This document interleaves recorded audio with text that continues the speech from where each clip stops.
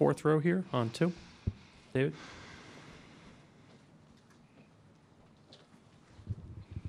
Steph, Davide Chinellato, Gazzetta Italy. This is your first ever triple-double in the playoffs, and you play a great game. Do you see anything you didn't like about your game? There's an 8 on the stat sheet that I need to correct when we go to Cleveland, because the points that I gave up off turnovers in their building will electrify the crowd and their team, and this, things that we have to eliminate. So I'm obviously hard on myself and my own, biggest critic at times, and that's something that I can control. Just being smarter with the ball. Obviously did a lot of other great things and tried to impact the game across the board, other than just scoring, and total team effort tonight with how we played and withstood their first punch coming out of the first quarter. So a lot of positives. That's one thing I need to correct going into Game 3. Give ourselves more possessions and good things will happen. Jermaine, all the way in the back. Jermaine Franklin with TSN. Steph, there was a rare moment / opportunity in the third quarter where LeBron was guarding you one-on-one. Do you relish those moments? It's basketball, man. I mean, every possession you have an opportunity to impact the game. Doesn't matter who really is across from you. You don't get into the one-on-one matchups, especially on this stage, because you get distracted from how you're supposed to be playing. And obviously, he's a great defender. So if you have opportunities, you have to do something, pretty special to score. But for the most part, you can't focus on like you're in a playground and it's just y'all two out there. That doesn't do you any good in those situations. You had a pretty solid reaction following that lay-in, though. Oh yeah, it's a big moment. It's a momentum swing, and Coach got on me at halftime about my body language and just trying to play with passion, play with joy. The turnovers kind of got underneath my skin a little bit, and I was, letting it affect, how I was kind of my mannerisms too much. And in that moment, big momentum swing, us, trying to separate us, from, or, continue to get a lead. And going into a timeout, you want to, have some fun and enjoy that moment. Janie up front. Steph, Janie McCauley from AP. Along those lines of that sequence, what did you see? I mean, you dribbled down, you came back up, you dribbled, kind of circles around him and then went left to score that. I mean, how do you decide on a sequence like that? Honestly, I was rushing to begin with because I felt like there's an angle here, an angle there, and there wasn't because a huge crowd around on that right side of the floor. And then I was able to kind of reset back behind the three-point line.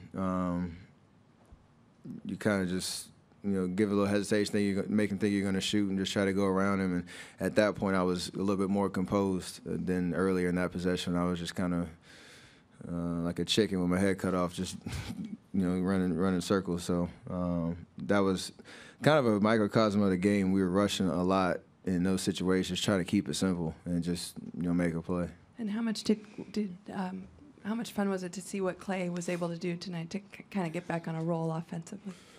It's always great to see. We're never worried about him and his shooting or anything in the spotlight that's on that. He does so much for us on the defensive end.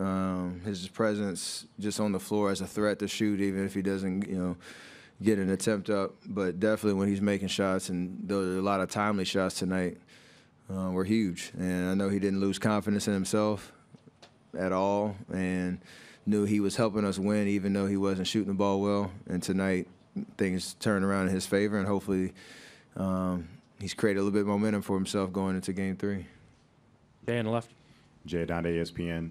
Steph, when did you learn about Steve Kerr that he'd be coaching tonight, and what did his return mean to the team?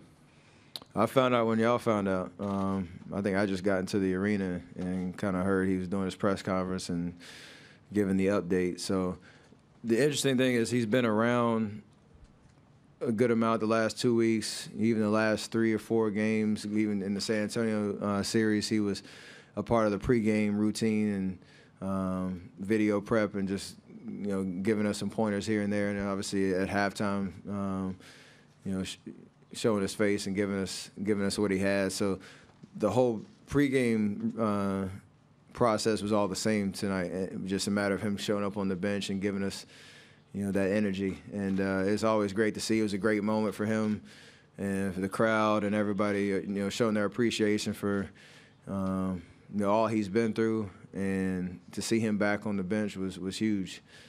And, for him, like I said, the whole priority was his health. And I think he's in a good place right now. Anthony here in the front. Yeah, Anthony Slater, Barry News Group. Steph, Draymond was in here earlier and said he thought you were the most locked in you've ever been in your career. I mean, do you feel that? Yeah, I'm playing with a lot of energy. That's the biggest thing. Trying to be aggressive every opportunity I have. I think there's another level to get to. Talked about with the first question tonight about just being smart with the ball. So there is another level to get to, but just trying to be aggressive and enjoy this moment, man. There's playing in the finals, and the journey is unbelievable, and we want to keep it going. Chris over here on the left. Steph, Chris Fedor, Cleveland.com. You mentioned your turnovers in the first half. What did you see different from Cleveland's defense in the first half compared to game one, and what changed for you in the third quarter? I mean, they just play with energy and physicality and aggressiveness, and you had to expect that. This is, like I said, this is the finals, and every game is important. Doesn't matter really what happened in game one. You knew they were going to come out with a big punch. And we withstood that pretty well, and especially in that first 6 to 8 minutes of the first quarter. Their defense, they changed their lineups a little bit, and they went a lot smaller, so they're a little faster around the court and whatnot. My turnovers were mostly just dumb ones for me, just throwing the ball, jumping to pass or to make a play and not knowing what I'm doing with the ball and just slinging it somewhere. Stuff that I can easily correct. There are a couple they made some athletic plays to get it, but for the most part, those are things that I need to just watch the film and figure out how to be, just slow down and make the simple play. But they're gonna keep coming, man. There's a lot of work for us left to do, and you got to expect them to play obviously better at home, and we're gonna need to play better to win on the road. We got last three back in this corner here, and there. Steph Shai Goldenberg, Hoops Israel. So last year was the same situation regarding the score. Obviously, these teams are different this year. What difference do you see in the Cavs team of this year, and what do you guys need to do in order to win Game 3 at the Q? I mean, you can compare to 2 years ago and last year. Every team, both teams are different, and I think we all are, us especially, relying on our experience.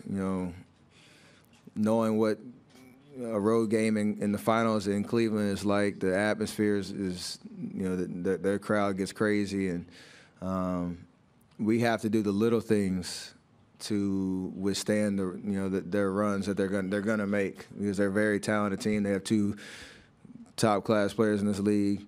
You got to expect them to shoot better, just naturally being at home. So we have to do the little things, not turn the ball over, and continue to keep them off the offensive glass. Do our best job keeping them off the free throw line, and try to take away the 3-point line as best we can, because those are those momentum swings like we have here, where you let them, toe it up on the line and knock them down. That can change the momentum really quickly. So we understand that aspect of playing on the road in Cleveland. Michael, far right, and then in the back right. Over here, Steph, Michael Grange from Sportsnet in Toronto. The pace of this game, the level of quality, the skill between both teams, how close do you think you guys are, the Warriors, to playing at your peak level so far in these two games? I think we've done a lot of things well, but we haven't put together every category. It hasn't been great at the same time. Game one, we didn't turn the ball over, but we didn't particularly shoot, as well as we could. Tonight, we shot much better, obviously 51%, but had 20 turnovers, so there's a give and take there. We want to try to do both at the same time. But I think the biggest thing for us is our defense has been amazing. Playing with a lot of energy, playing smart, trying to make them work for everything that they get. They're still going to make tough shots. They're still going to have, some special plays and make runs and, be a competitive team, because they're a great team. So you got to just stick with the program, But there is another level that we can get to, like I said, and hopefully we're going to need it in Cleveland to get a win. Last question, back right, standing. Yes, good night. My name is Pablo Leiva from Costa Rica, Mr. Curry. If you have to describe the attitude of the team in the last 2 games in 3 words, what will be the 3 words you describe the team attitude? 3 words? You already hit your word limit on your story? I was just looking for the values, for the teamwork. I mean, how you describe the team? We just play smart, aggressive, and with joy. I mean, that's 4 words. I tried. Thank I you so tried. much. Thank you, Steph.